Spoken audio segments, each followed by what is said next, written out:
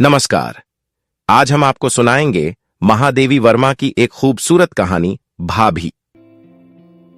इतने वर्ष बीत जाने पर भी मेरी स्मृति अतीत के दिन प्रतिदिन गाढ़े होने वाले धुंधलेपन में एक एक रेखा खींचकर उस करुण कोमल मुख को मेरे सामने अंकित ही नहीं, सजीव भी कर देती है। छोटे गोल मुख की तुलना में कुछ अधिक चौड़ा लगने वाला, पर दो काली रूखी लटों से सीमित ललाट बचपन और प्रौढ़ता को एक साथ अपने भीतर बंद कर लेने का प्रयास सा करती हुई, लंबी बरौनियों वाली भारी पलकें और उनकी छाया में डबडबाती हुई सी आंखें, उस छोटे मुख के लिए भी कुछ छोटी सीधी सी नाक और मानो अपने ऊपर छपी हुई हंसी से विस्मित होकर कुछ खुले रहने वाले ओठ समय के प्रवाह से फीके भर हो सके हैं, धुल नहीं सके।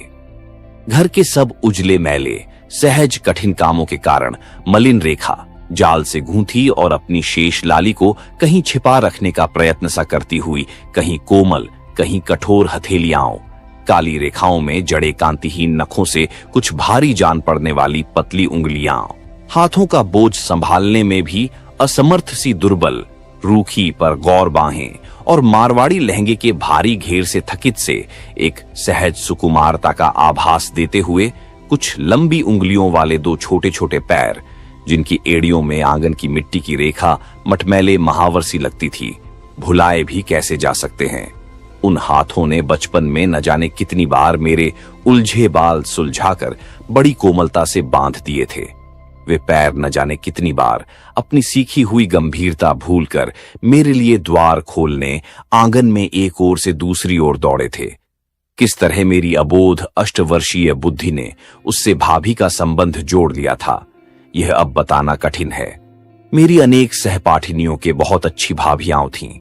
कदाचित उन्हीं की चर्चा सुन सुनकर मेरे मन ने, जिसने अपनी तो क्या दूर के संबंध की भी कोई भाभी न देखी थी, एक ऐसे अभाव की सृष्टि कर ली जिसको वह मारवाड़ी विधवा वधू दूर कर सकी। बचपन का वह मिशन स्कूल मुझे अब तक स्मरण है, जहां प्रार्थना और पाठ्यक्रम की एकरसता से मैं इतनी रुआंसी हो जाती थी कि प्रतिदिन घर लौटकर नींद से बेसुध होने तक सवेरे स्कूल न जाने का बहाना सोचने से ही अवकाश न मिलता था।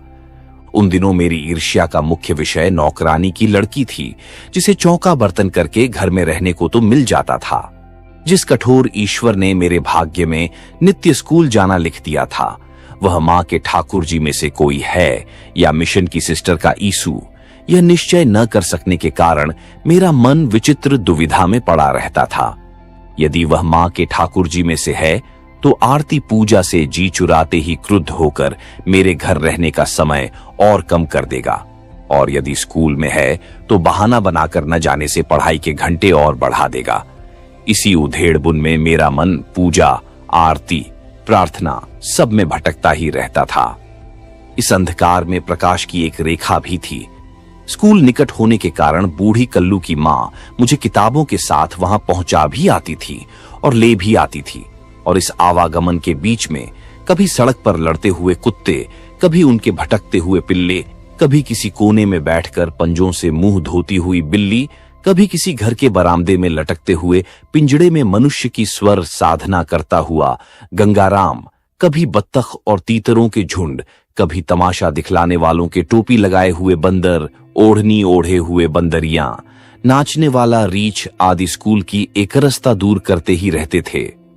हमारे ऊंचे घर से कुछ ही हटकर एक ओर रंगीन सफेद रेशमी और सूती कपड़ों से और दूसरी ओर चमचमाते हुए पीतल के बर्तनों से सजी हुई एक नीची सी दुकान में जो वृद्ध सेठ जी बैठे रहते थे, उन्हें तो मैंने कभी ठीक से देखा ही नहीं, परंतु उस घर के पीछे वाले द्वार पर पड़े हुए पुराने टाट के पर्दे के छेद से जो आंखें प्रायः मुझे आते जाते देखती रहती थीं, उनके प्रति मेरा मन एक कुतूहल से भरने लगा।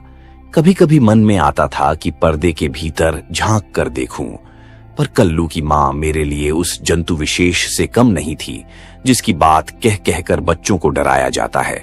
उसका कहना न मानने से वह नहलाते समय मेरे हाल ही में छिदे कान की लौ दुखा सकती थी, छोटी बांधते समय बालों को खूब खींच सकती थी, कपड़े पहनाते समय तंग गले वाले फ्राक को आंखों पर अटका सकती थी, घर में और स्कूल में मेरी बहुत सी झूठी सच्ची शिकायत कर सकती थी। सारांश यह कि उसके पास प्रतिशोध लेने के बहुत से साधन थे, परंतु कल्लू की मां को चाहे उन आंखों की स्वामिनी से मेरा परिचय न भाता हो, पर उसकी कथा सुनाने में उसे अवश्य रस मिलता रहा। वह अनाथिनी भी है और अभागी भी। बूढ़े सेठ सबके मना करते करते भी इसे अपने इकलौते लड़के से ब्याह लाए और उसी साल लड़का बिना बीमारी के ही मर गया। अब सेठ जी का इसकी चंचलता के मारे नाक में दम है। न इसे कहीं जाने देते हैं, न किसी को अपने घर आने। केवल अमावस पूर्णो एक ब्राह्मणी आती है, जिसे वे अपने आप खड़े रहकर सीधा दिलवाकर विदा कर देते हैं। वे बेचारे तो जाति बिरादरी में भी इसके लिए बुरे बन गए हैं, और इसकी निर्लज्जता देखो। ससुर दुकान में गए नहीं कि वह पर्दे से लगी नहीं। घर में कोई देखने वाला है ही नहीं। एक ननद है जो शहर ससुराल होने के कारण जब तब आ जाती है और तब उसकी खूब ठुकाई होती है, इत्यादि इत्यादि सूचनाएं कल्लू की मां की विशेष शब्दावली और विचित्र भाव भंगियों के साथ मुझे स्कूल तक मिलती रहती थीं। परंतु उस समय वे सूचनाएं मेरे निकट उतना ही महत्व रखती थीं जितनी नानी से सुनी हुई बेला की कहानी। कथा में बेचैन कर देने वाला सत्य इतना ही था कि कहानी की राजकुमारी की आंखें पुराने टाट के पर्दे से सुनने वाली बालिका को नित्य ताकती ही रहती थीं। यह स्थिति तो कुछ सुखद नहीं कही जा सकती। यदि सुनी हुई कहानी के सब राजा, रानी, राजकुमार, राजकुमारी, दैत्य, दानव आदि सुनने वालों को इस प्रकार देखने लगें, तो कहानी सुनने का सब सुख चला जावे। यह कल्लू की मां की कहानी और पर्दे के छेद से देखने वाली आंखों ने मुझे समझा दिया था। भूरे टाट में जड़ी सी वे काली आंखें मेरी कल्पना का विषय ही बनी रहती। यदि एक दिन पानी बरसने से कल्लू की मां रुक न गई होती, पानी थमते ही मैं स्कूल से अकेले ही चल न दी होती और गीली सड़क पर उस पर्दे के सामने ही मेरा पैर न फिसल गया होता। बच्चे गिरकर प्रायः चोट के कारण न रोकर लज्जा से ही रोने लगते हैं। मेरे रोने का भी कदाचित यही कारण रहा होगा, क्योंकि चोट तो मुझे याद नहीं आती।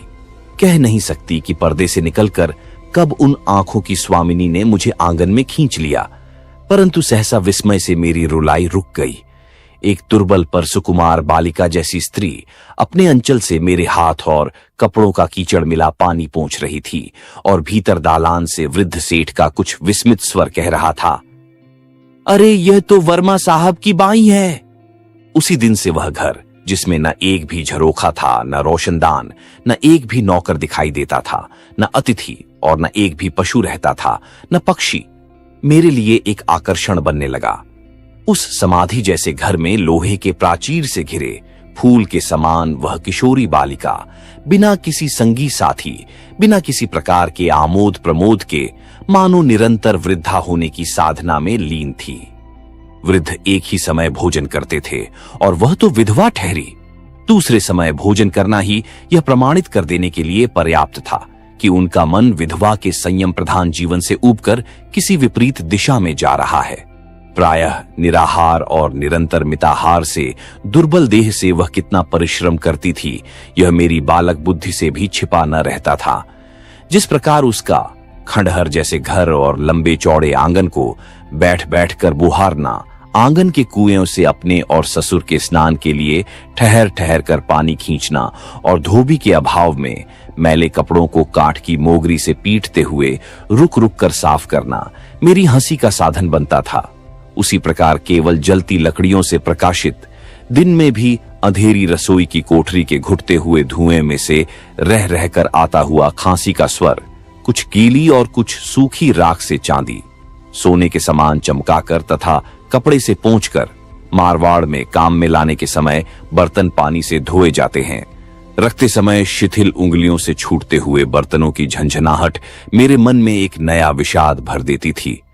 परंतु काम चाहे कैसा ही कठिन रहा हो, शरीर चाहे कितना ही क्लांत रहा हो, मैंने न कभी उसकी हंसी से आभासित मुख मुद्रा में अंतर पड़ते देखा और न कभी काम रुकते देखा। और इतने काम में भी उस अभागी का दिन द्रौपदी के चीर से होड़ लेता था। सवेरे स्नान, तुलसी पूजा आदि में कुछ समय बिताकर ही वह अपने अंधेरे रसोई घर में पहुंचती थी, परंतु 10 बजते बजते ससुर को खिला पिलाकर उसी टाट के पर्दे से मुझे शाम को आने का निमंत्रण देने के लिए स्वतंत्र हो जाती थी। उसके बाद चौका बर्तन कूटना, पीसना भी समाप्त हो जाता। परंतु अब भी दिन का अधिक नहीं तो एक प्रहर शेष रह ही जाता था। दुकान की ओर जाने का निषेध होने के कारण वह अवकाश का समय उसी टाट के पर्दे के पास बिता देती थी, जहां से कुछ मकानों के पिछवाड़े और एक दो आते जाते व्यक्ति ही दिख सकते थे। परंतु इतना ही उसकी चंचलता का ढिंढोरा पीटने के लिए पर्याप्त था। उस 19 वर्ष की युवती की दयनीयता आज समझ पाती हूं, जिसके जीवन के सुनहरे स्वप्न गुड़ियों के घरौंदे के समान दुर्दिन की वर्षा में केवल बह ही नहीं गए, वरन उसे इतना एकाकी छोड़ गए कि उन स्वप्नों की कथा कहना भी संभव न हो सका। ऐसी दशा में उसने 8 वर्ष की बालिका को ही अपने संगीहीन हृदय की सारी ममता सौंप दी। परंतु वह बालिका तो उसके संसार में प्रवेश करने में असमर्थ थी, इसी से उसने उसी के गुड़ियों वाले संसार को अपनाया। वृद्ध भी अपनी बहू के लिए ऐसा निर्दोष साथी पाकर इतने प्रसन्न हुए कि स्वयं ही बड़े आदर यत्न से मुझे बुलाने पहुंचाने लगे। और मां तो उस माता पिताहीन विधवा बालिका की कथा सुनकर ही मुख फेरकर आंख पोंछने लगती थी। इसी से धीरे धीरे मेरी कुछ नाटी गुड़िया, उसका बेडौल सिर वाला पति, उसकी एक पैर से लंगड़ी सास, बैठने में असमर्थ ननद और हाथों के अतिरिक्त सब प्रकार से आकारहीन दोनों बच्चे, सब एक एक कर भाभी की कोठरी में जा बैठे। इतना ही नहीं, उनकी चक्की से लेकर गहनों तक सारी गृहस्थी और डोली से लेकर रेल तक सब सवारियां उसी खंडहर को बसाने लगीं। भाभी को तो सफेद ओढ़नी और काला लहंगा या काली ओढ़नी और सफेद बूटीदार कत्थई लहंगा पहने हुए ही मैंने देखा था, पर उसकी ननद के लिए हर तीज त्योहार पर बड़े सुंदर रंगीन कपड़े बनते थे। कुछ भाभी की बटोरी हुई कतरन से और कुछ अपने घर से लाए हुए कपड़ों से गुड़ियों के लज्जा निवारण का सुचारू प्रबंध किया जाता था। भाभी घाघरा, कामचली आदि अपने वस्त्र सीना जानती थी, अतः मेरी गुड़िया मारवाड़िन की तरह श्रृंगार करती थी। मैंने स्कूल में ढीला पाजामा और घर में कलीदार कुर्ता सीना सीखा था, अतः गुड्डा पूरा लाला जान पड़ता था। चौकोर कपड़े के टुकड़े के बीच छेद करके वही बच्चों के गले डाल दिया जाता था, अतः वे किसी आदिम युग की संतान से लगते थे। भाभी के लिए काला अक्षर भैंस बराबर था, इसलिए उस पर मेरी विद्वत्ता की धाक भी सहज ही जम गई थी। प्रायः सभी पशुओं के अंग्रेजी नाम बताकर और तस्वीरों वाली किताब से अंग्रेजी की कविता बड़े राग से पढ़कर मैं उसे विस्मित कर चुकी थी। हिंदी की पुस्तक से माता का हृदय, भाई का प्रेम आदि कहानियां सुनाकर उसकी आंखें गीली कर चुकी थीं और अपने मामा को चिट्ठी लिखने की बात कहकर उसके मन में बीकानेर के निकट किसी गांव में रहने वाली बुआ की स्मृति जगा चुकी थी। वह प्रायः लंबी सांस लेकर कहती, पता नहीं जानती, नहीं तो तुमसे एक चिट्ठी लिखवाकर डाल देती। सबसे कठिन दिन तब आते थे जब वृद्ध सेठ की सौभाग्यवती पुत्री अपने नहर आती थी। उसके चले जाने के बाद भाभी के दुर्बल गोरे हाथों पर जलने के लंबे काले निशान और पैरों पर नीले दाग रह जाते थे, पर उनके संबंध में कुछ पूछते ही वह गुड़िया की किसी समस्या में मेरा मन अटका देती थी। उन्हीं दिनों स्कूल में कशीदा काटना सीखकर मैंने अपनी धानी रंग की साड़ी में बड़े बड़े नीले फूल काढ़े। भाभी को रंगीन कपड़े बहुत भाते थे, इसी से उसे देखकर वह ऐसी विस्मय विमुग्ध रह गई मानो कोई सुंदर चित्र देख रही हो। मैंने क्यों मां से हट करके वैसा ही कपड़ा मंगवाया और क्यों किसी को बिना बताए हुए छिपा कर उस ओढ़नी पर नीले फूल काढ़ना आरंभ किया, यह आज भी समझ में नहीं आता। वह बेचारी बार बार बुलवा भेजती, नए नए गुड़ियों के कपड़े दिखाती, नए नए घरौंदे बनाती, पर फिर भी मुझे अधिक समय तक ठहराने में असमर्थ होकर बड़ी निराश और करुण मुद्रा से द्वार तक पहुंचा जाती। उस दिन की बात तो मेरी स्मृति में गर्म लोहे से लिखी जान पड़ती है, जब उस ओढ़नी को चुपचाप छिपाकर मैं भाभी को आश्चर्य में डालने गई। शायद सावन की तीज थी, क्योंकि स्कूल के सीधे सादे बिना चमक दमक वाले कपड़ों के स्थान में मुझे गोटा लगी हुई लहरिए की साड़ी पहनने को मिली थी और सवेरे पढ़ने बैठने की बात न कहकर मां ने हाथों में मेहंदी भी लगा दी थी। वह दालान में दरवाजे की ओर पीठ किए बैठी कुछ बीन रही थी।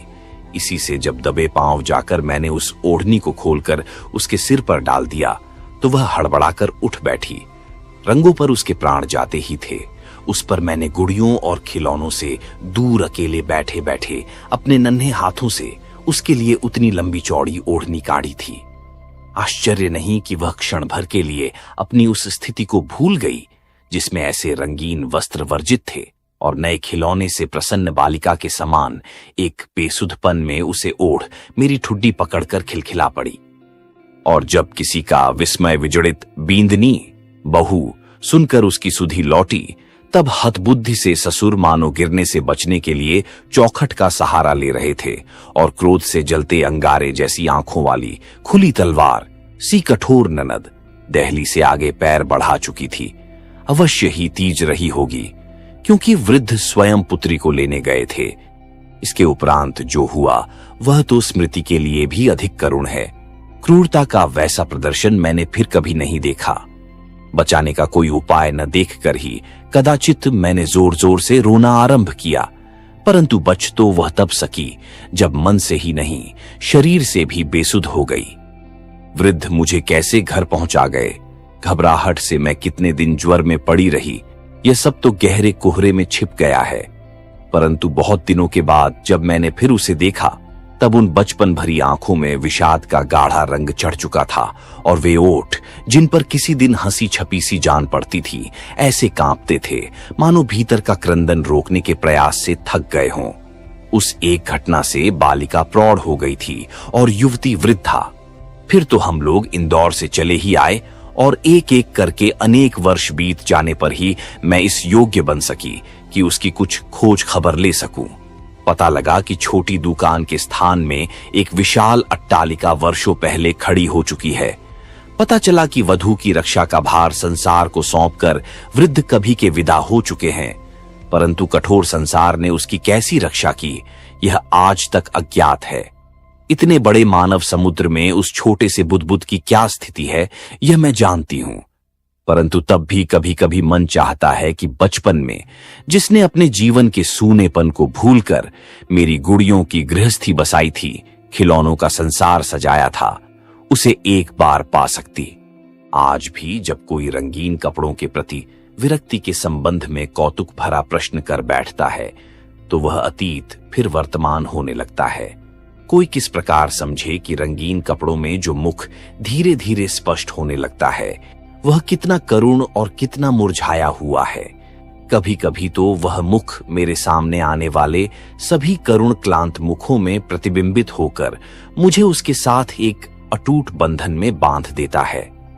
प्रायः सोचती हूं, जब वृद्ध ने कभी न खोलने के लिए आंखें मूंद ली होंगी, तब वह, जिसे उन्होंने संसार की ओर देखने का अधिकार ही नहीं दिया था, कहां गई होगी। और तब न जाने किस अनिष्ट संभावना से, न जाने किस अज्ञात प्रश्न के उत्तर में मेरे मन की सारी ममता आर्त क्रंदन कर उठती है। नहीं नहीं। आप सुन रहे थे महादेवी वर्मा की लिखी कहानी भाभी।